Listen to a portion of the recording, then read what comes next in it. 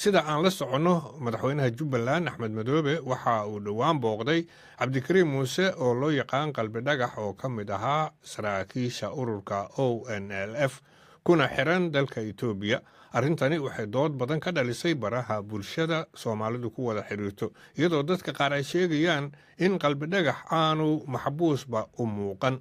haddaba waxaan mar dhaweyd la hadlay xogeeyaha arrimaha dibadda ee ururka ONLF Abdirahman maxamed Sheikh Mahdi oo loo yaqaan Madeey waxaana aan weydiiyey sida ay u arkaan booqashadaas. horta guud ahaan walaal waxa weeyaan Abdirahman Sheikh Muuse qalbi dhagax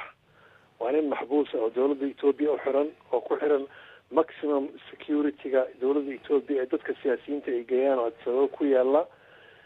waxaanan hadda xog hal rasmi ah ku helnay in meesha uu kula kulmay xadmudooda ee meesha ayada tahay weli sidii uu xiran yahay taa waa mid facta oo jirta midda labaad waxa weeye hadda anagu waxa weeye cid walba oo wanaag samayn karta oo isku dayda ninka dhibaatada lagu hayo inay wax ka qabato oo tagto waa soo dhaweynaynaa ama ha noqoto ama muxuu ahaa xadmudooda ama dawladda cid walba oo yani ama dawladda Soomaaliya ha noqotee adduunka isaan waxaan wadnaa mar walba campaign political ah si ninka loo soo dayn lahaa marka any positive step waa soo dhaweynaynaa maadaama dawladda Itoobiya lafteedu ay maxaabiis soo deysay waan intaa waxa weeye argumentkeena waa wadnaa in la soo daayo guud ahaan marka hadda wixii wax u taraya waa soo dhaweynaynaa laakiin ma jeclin in la siyaasadeeyo waa nin maxbuusa oo dhibaataysan oo dadkiisa iyo caruurtiisa ay maalin walba arkayaano waxaan aad ka codsanaynaa siyaasiyiinta Soomaaliyeed ishugaa inaan hadda ninkaa dhibkii soo gaaray uu gaaray maaragtay inuusan mar labaad gelin arrin la siyaasadeeyo dhibaato u geysata mustaqbalkiisa iyo asaga iyo familgiisaba taasaan anagu kolley guud ahaan soo jeedinaynaa. marka la fiiriyo muuqaalkiisa iyo in loo ogolaaday mas-uul Soomaaliyeed inuu booqdo ifafaalo wanaagsan meesha miyaanu ka muuqan. guud ahaan dhawaataan kuley waa positive weeye yani hadda ka hor hadda madax kale Soomaaliyeed way u tagtay oo way booqatay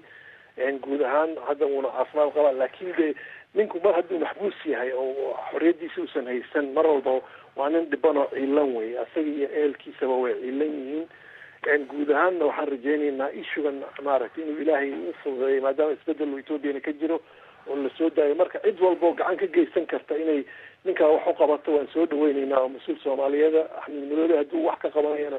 waan soo dhaweynaynaa waana ku hambaleynaynaa waxaan rajaynaynaa kuwa kalena inay gacan ka geystaan guud ahaan. waa la sii daynayaa warar baa dhahaya oo aan yarayn marka rajadaas ma qabtaan adinku hadda. kulley waxa weeye de ilaahay lagama rajo go laakiin de waa soo dhaweynaynaa laakiin de anagu official maaragtay channel rasmi ah hadda in waa la soo daayay laleeyahay ama waa la soo daynayaa hadda anagu ma confirm garayn karno waxa weeyaan de hawshan hawl anagu aan party ka ahayn maaha oo ka qayb galnay marka intaa ka badan kama faalloon karo laakiin de waa rajo waa iska jirtaa in la soo daayo muddaba waa iska socotay arrintaas ayadaa waana rajaynaynaa de positive steps in laga qaado la soo daayo ciddii gacan ka geysanaysa aad baan usoo dhaweynaynaa. waxaad tiri anagu olole mar walba in la sii daayo ayaan ku jirnay marka xaggee u marayseen. hay-adaha waxaan u maraynay European Parliament-kaan u maraynay waxaan u maraynay Human Rights Watch hay-adaha xuquuqul insaankaan u maraynay waxa weeye muxuu ahaa dhammaan ciddii influence Ethiopia ku yeelan karta yani waan yani baarlamaanada adduunka marka waan wadnaa intaas campaignka the politicalka waan wadnaa advocacy-ga ku saabsan ninkaa in la sii daayo culays badan oo siyaasiga Ethiopia uu saaran yahay marka kulley waa campaignka waan wadnay oo xagga waan wadnay. marka laga yimaado isagu xorriyadiisa inuu dib u helo inay tahay wax aad ugu wanaagsan arrimaha kale siyaasadda ama Itoobiya ama Soomaaliya ama labada dalba sii deyntiisu maxay ka tari kartaa. wallahi guud ahaan waxa weeyaan horta Soomaaliya arrintan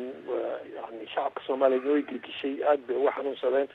dawladda Soomaaliyeedna mowqifkeedii ay qaadatay waan ogeyn laakiin hadda guud ahaan marka la yidhaha qaranka Soomaaliyeed maadaama baarlamaankii uu arrintan ka hadlay ninkii madaxweynahaana uu yiri dee baarlamaanka go-aankiisa unbaa anaga go-aan noo ah waxaan de u aragnaa in de haddii arrintan ay dhammaato uu soo baxo de inay noqon doonto positive step oo guud ahaan ummadda Soomaaliyeed ishugaa bar xagga dambe iska dhigto laga gudbo horey looga socdo. Abdirahman maxamed Sheikh Madeey xogeeyaha arrimaha dibadda ee ururka ONLF oo qadka telefoonka igu warramaya isagoo jooga magaaladan London.